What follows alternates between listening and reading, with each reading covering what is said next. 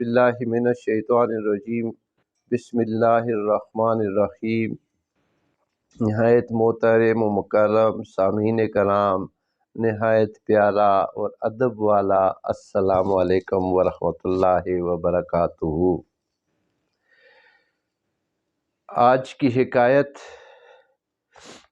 طریقت کے ایک امام حضرت جنید بغدادی رحمۃ اللہ علیہ کے بارے میں ہے، جن کے مرشد سے کسی نے پوچھا تھا کہ دنیا میں کوئی ایسا بھی مرید ہے جو اپنے پیر سے اعلیٰ ہے، تو جنید بغدادی رضی اللہ تعالیٰ عنہ کا شمار ان ہستیوں میں ہے کہ ان کے بزرگ نے فرمایا، مرشد نے فرمایا ہاں ہے، اور وہ میرا جنید ہے۔ تو سنیں آج حکایت حضرت جنید بغدادی رحمۃ اللہ علیہ کی، ان کی صداقت کی، ان کی تاثیر کی، ان کی گفتار کی۔ تو ایک شخص آتا ہے مسجد میں، جنید بغدادی تشریف فرما تھے، اور چونکہ مشہور تھی یہ بات کہ جنید بغدادی کی آواز، ان کی نصیحت، ان کی تقریر بڑی تاثیر والی ہوتی تھی اور لوگوں کے دل کی دنیا کو بدل دیتی تھی۔ ایک شخص آتا ہے اور فرماتا ہے، اے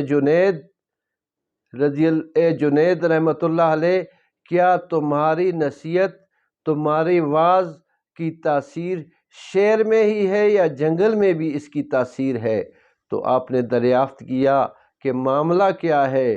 اس شخص نے بتایا کہ جنگل میں فلاں مقام پر چند اشخاص مستی میں، شراب نوشی میں مصروف ہیں۔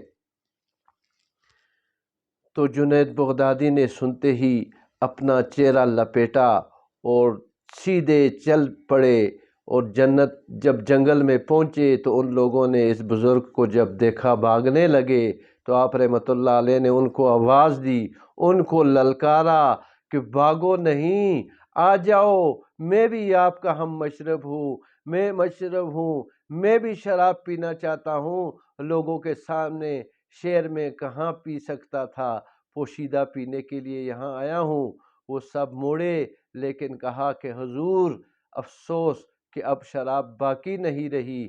تو جنید رضی اللہ تعالیٰ عنہ نے فرمایا، کیا تمہیں وہ فن نہیں معلوم؟ کیا تمہیں وہ طریقہ نہیں پتا کہ شراب خود آ جایا کرے؟ جب تم چاہو شراب آ جایا کرے۔ انہوں نے کہا، حضور اس سے بلی بات کیا ہو سکتی ہے؟ تو آپ رحمۃ اللہ علیہ نے ان کو حکم دیا، جاؤ وضو کرو، صاف کپڑے پہنو، اور جب وہ نہا دھو کر کپڑے پہن کر آئے تو فرمایا 2 رکعت نماز ادا کرو۔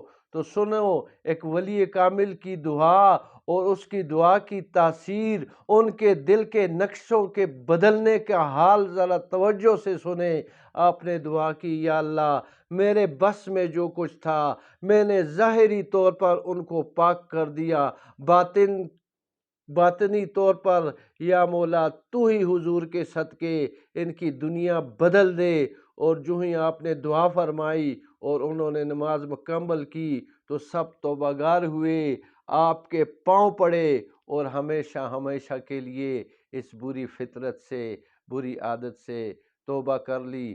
خدا کرے کہ زندگی میں ہمیں ایسے لوگوں سے واسطہ پڑے جن کی بات سن کر ہمارے دل کے نقشے بدل جائیں۔ یا خدایا ہمیں سچ کہنے، سچ بولنے، سچ کو سمجھنے اور اس پر عمل کرنے کی توفیق عطا فرمائے، اور ہر اچھی بات دوسرے تک پہنچانے کی بھی توفیق عطا فرمائے، کیونکہ اچھی بات کہنا بھی صدقہ ہے۔ وما علینا الا البلاغ المبین۔